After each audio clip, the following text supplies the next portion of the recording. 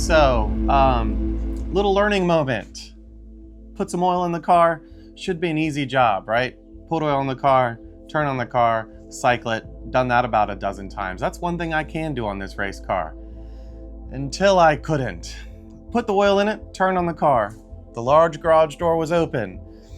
My son had opened up the inside garage door to the house as well. Humid summer night with the AC on.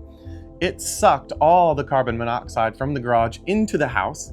And a couple seconds later, the carbon monoxide sensors were going off and the fire department showed up.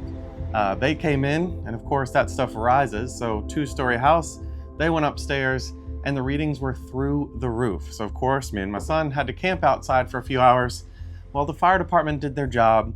2 hours later, we were clear to go. Everything was there. So teaching moment. Pull the car outside, make sure your interior doors are closed. If the AC's on, it will suck that shit in the house. So, yeah, that's that story. Let's try not to screw up the next thing today.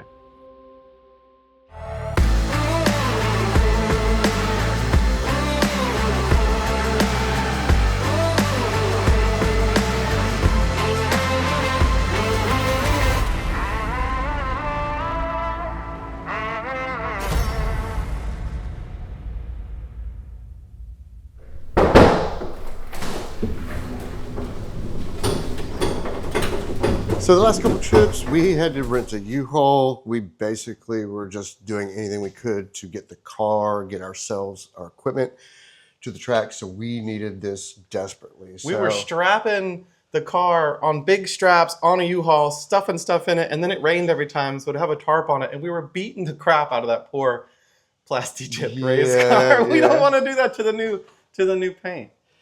So went a little nuts, but this has like everything we need. It's well lit. It's finished off in the interior. It's beautiful. It's lights. We also got AC and we got portable heaters that we can plug in because this has multiple outlets. Oh, air conditioning sounds so nice. We close up, have AC, we'll be comfortable. And Matt, I know you'll like this part.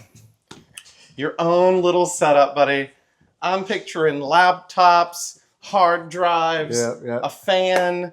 I don't know what else you can ask for. This is dope. It's your best purchase you ever made. Let's go put a race car in it, dude.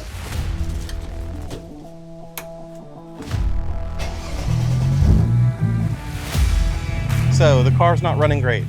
The theory is the alternator's on its last leg. The battery's taken over 99%, if not all. As the battery dies, the car runs worse. I put it on a jump pack. Car seemed to run good. So I called around. Every place here for a 1999 E320 remanufactured alternator. Tuesday, that's the earliest I could get it. And I was like, okay, that's fine. So I get here, I'm kind of pouting a little bit. And then Jay was like, Kevin, you've got 3 cars in your driveway, all the same. And I forgot, here's another E320 1999. So we will be stealing parts off of this bad boy. Going on to the race car. Yes, we've committed. This wasn't supposed to be a parts car. It was supposed to be my wife's car, so don't tell her we're stealing parts off to make this work.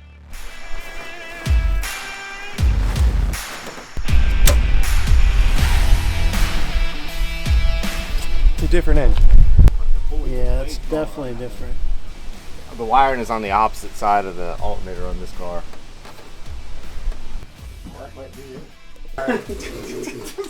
We need to check a few fuses just to make sure we didn't lose a charging fuse or something with the wire. Would that be here or there? It would be over there or in the back. All right, let me check the fuses. Just start hitting every single one of them. Good. Good. It's not one of these. So it's not one of these.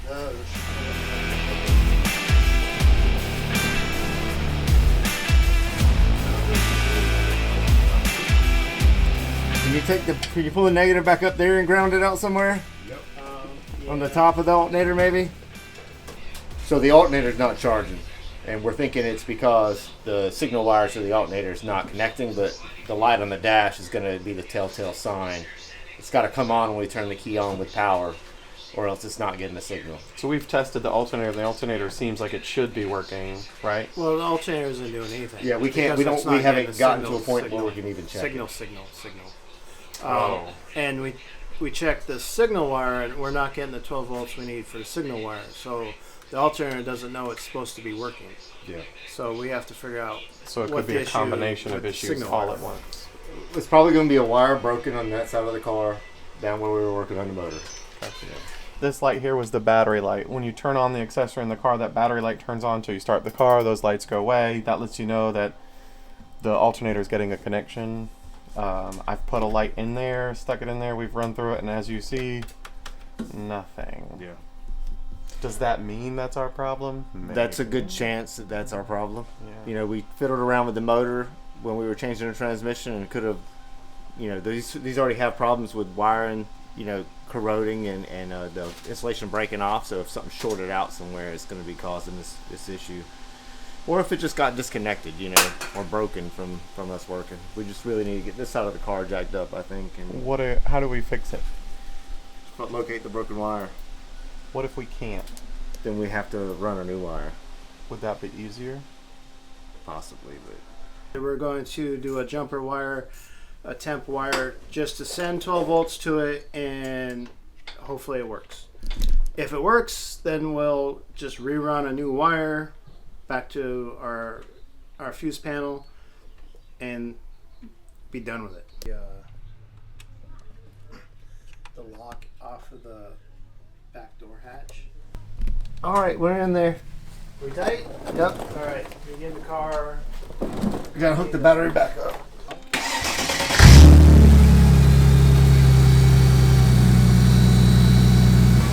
We have charge now. So alternator's good. It's a bad wire somewhere.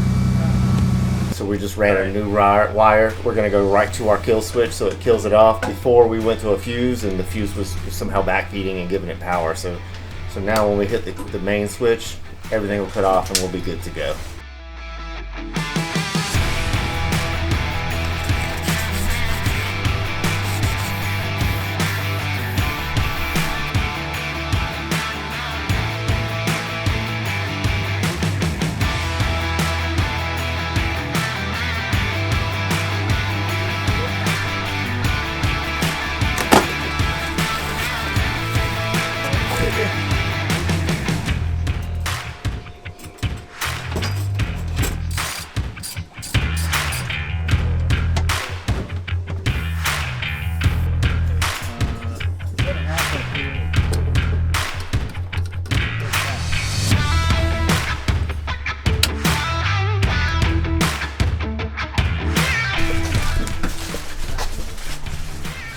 Nobody helped. I didn't realize the car was leaning, and out I went.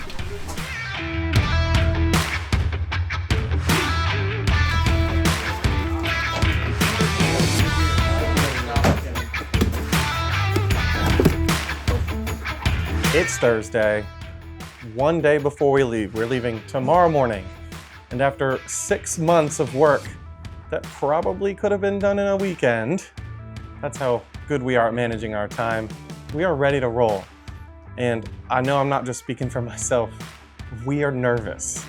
There's a lot of work, and it's a lot of money, and there's a lot of time, and a lot goes into every aspect of trying to be an amateur race car driver at any level, or even being a car enthusiast. We could make it 1 lap. Hopefully we make it 300 laps. That would be great. If we could pass the checkered flag on the first day, that would be amazing under our own power. But we gotta load this puppy up. It's a ton of stuff, all the tools, spare tires, gear, and we're tenting. So everybody's bringing their tents. You gotta have the essentials, water, beer, cooler, ice, and we'll figure out food when we get there. Don't forget about the car. We got us a new trailer. We're gonna throw that car in there, super excited. And I might just sleep in the car tonight. That's probably what's gonna happen.